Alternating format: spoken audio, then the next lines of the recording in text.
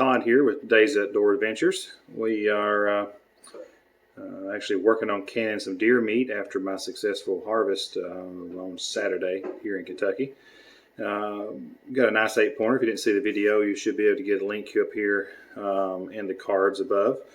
Just a short little quick video just kind of showing my harvest and talking about the adventure that morning. Didn't get to video any of the hunt. It's really hard to do it when you're solo and don't have that much equipment really to do that kind of thing with, but just wanted to bring you along with a little bit of the journey. So we've always froze most of our deer meat, or turned to summer sausage, turned to jerky, hamburger, etc.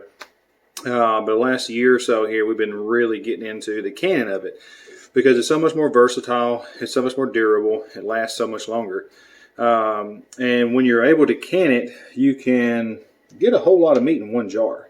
Yes, right now with the pandemic, this is 2020 of the making of this video, with the pandemic the way it is, it does kind of cut down the ability to do a lot of canning, because everybody and their grandma seems like has bought every one of the jar lids they can, as well as jars. But we've been very fortunate. We always keep our jars from all of our year-to-year gardening that we do, and we've been able to have plenty of lids and stuff to do most of our stuff.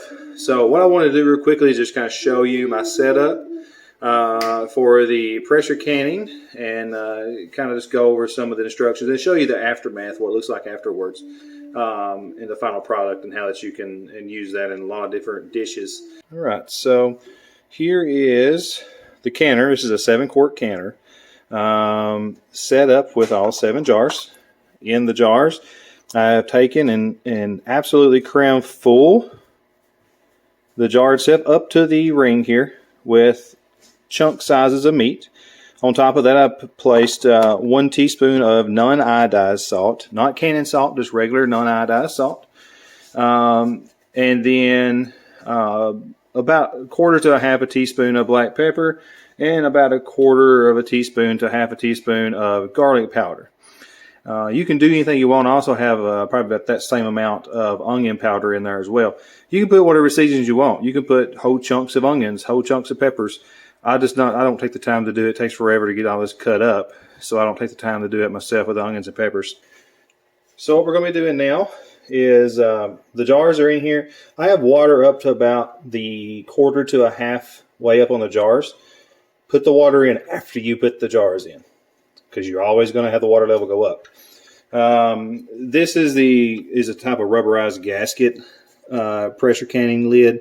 Sorry for the glare, but there's all kinds of new ones now to this day and time where you have a metal-to-metal contact. It's actually a lot better one, so if you can afford to do that, I fully recommend it.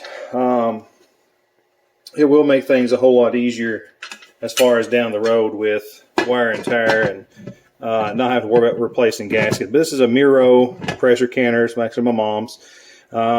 Pressure cooker and canner both. So make sure the lid's on really solid when you put it on. It won't go on but really one way.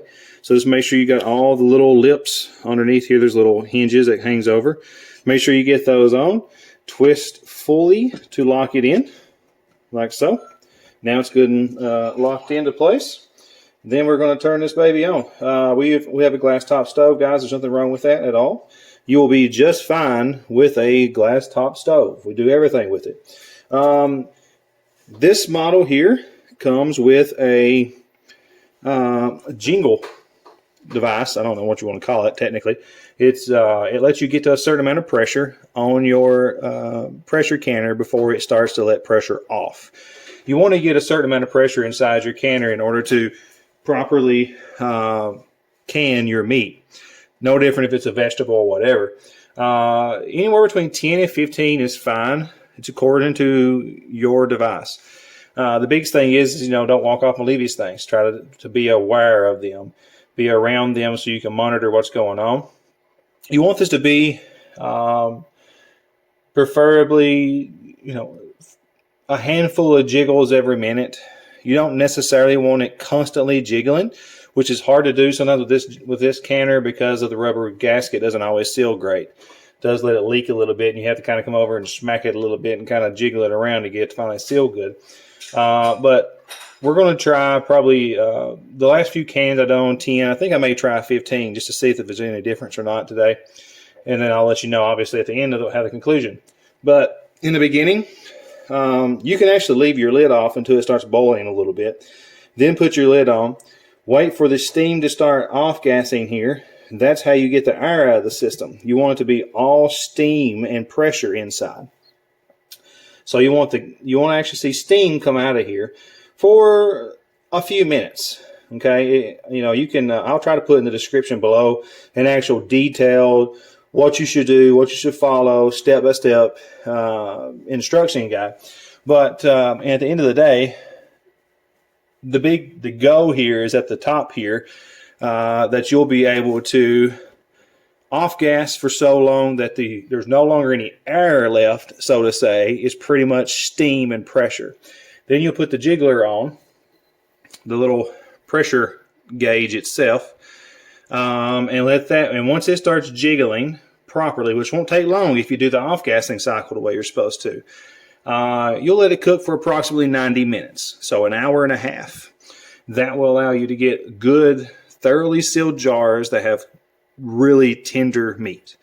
So I'll try to show you a little bit as the process goes on. I'll turn the camera back on and show you that stuff as we go.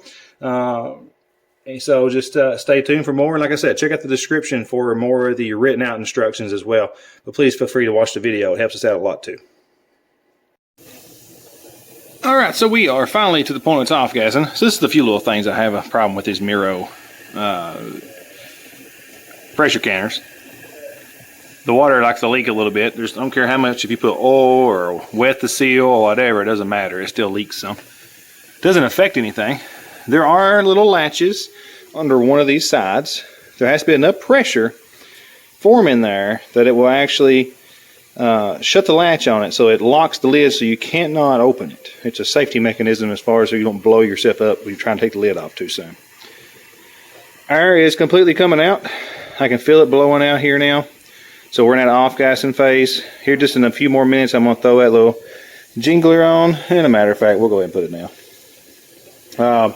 The lighting just makes it hard for you to be able to see it off-gassing. Maybe I can get out of the white and you can see. But I can assure you it's coming out of there. I can feel it. So we're going to try the 15 pounds. But most of the recipes say that. Even though we done 10 the last time. And there you can actually hear that there was air coming out. So that's a good representation. So like I said, we're going to let that run until we can get some jingling, and then I'll be back a little bit shortly. So this is a little faster than what you really want it to be. You don't want it to be a constant jiggle. So the key is just kind of keep playing around with it. You want it to be more like a, 3 to 5-ish, maybe a little bit more than that per minute, but not constant jiggling. This is a little difficult. I don't know if it's the glass top on the stove or just the pressure cooker itself, but it's really hard to get it to that point. It always seems like it's a little too much or a little too less. So, hopefully, well, it always turns out fine no matter what it looks like. It can do this for the full 90 minutes and it'll be fine. But again, the perfect way is 3 to 5-ish jiggles, around about-ish, every minute, and you'll be good to go. 90 minutes from now, we'll have some great tasting, or at least great canned deer meat for stews and pulled pork sandwiches type things. We even do a really good stir fry, like fajita stir fry with it. But there's all kinds of recipes you could use this with. Heck, you can actually just take it out of the can and just eat it point blank. But I'm going to deal with this little creature here, who's mad because I won't let her open up the door and slam it in the video. Yeah, act up for the video. Yeah. But anyways, we're going to let this run. Alright, so I have now allowed this thing to jiggle for 90 minutes at 15 pounds of pressure. It actually was I think, a lot better than 10 pounds because I could actually turn the heat down really far, almost down to about a 4. Which is like a medium to medium low on our stove. So that was outstanding as far as that goes. So it should be super tender. But now this 90 minutes is up and the timer went off, pull it off the heat. That's really important because it's still off-gassing right now, okay? So let this cool down enough so that when you start letting some of the pressure off later, it won't be a problem. What you'll want to do is take you a fork or a meat fork of some sort, stick underneath the gauge and just slowly make sure that the pressure is let off. You don't want to do this right now. You want to let it do it on its own. But before you take the lid off, go ahead, check it that way and see how it does by slowly raising up. Kind of use lever action to raise it up. And I'll show you that a little bit later. But just to be on the safe side. But first, take it off the heat, let it sit there for a while, and wait. That's what we're going to do now. Okay, so it's off-gassed enough now that I can take the jiggler thing off the top. Like I said, normally you'd stick a fork underneath here or something and kind of raise up, let some of the steam off, but we're good to go now. I'll just let it sit here and cool. So once that's all done and there's no more steam coming out, you're good to go ahead and pop your lid off. Again, just be careful with taking it off at first lick. Like I say, sometimes it kind of gets stuck and you got to smack it some. So it's just kind of typical for this type of model. Let me flip this over, get it out of the way. Show your end product. Once you get these out, I would suggest setting these on like a towel, or at least set them on the countertop and then put a towel over top of them. That way it kind of helps them seal a little bit faster, holds in some of the heat. But obviously you can use a jar grabber, is absolutely fine. I'm just doing this right now real fast so I can show you what it should look like when you're done. I may have to get that anyways, it's pretty hot. If you can make that out in the view of the camera, let me reposition you. Okay, so this is what it looks like after you get it out. Again, the off-gassing process is still taking place where the pressure differences is going to cause it to seal. So I put no water in these jars, just for the record. Again, check the description for the recipe. But there's no water in there from me adding it. This is all from the meat itself. Very important part of that. And so this is all from the meat, from the salt and the seasonings and things where it finally came out itself. So one's already sealed there. You'll hear the nice popping. Like I said, it won't take very long at all for these to seal up. So I'm going to get them all out, put them on the countertop, let them seal up, and they'll be good to go. So these are the last indefinitely, honestly. They say using it in a year. Already popped, another one's already popped. But as long as the lids aren't rusted and they lost their seal, they'll last for years, which is what's so good about canning your meat. But if you have any questions, again, leave them in the comments below. Like and subscribe. Hit that notification bell if you want to see every time I upload anything. And again, hopefully you enjoyed this. Hopefully it's a good little tutorial. If you do have questions, though, please leave them in the comments. I'll be glad to answer them for you. Take care of yourselves. Come on back.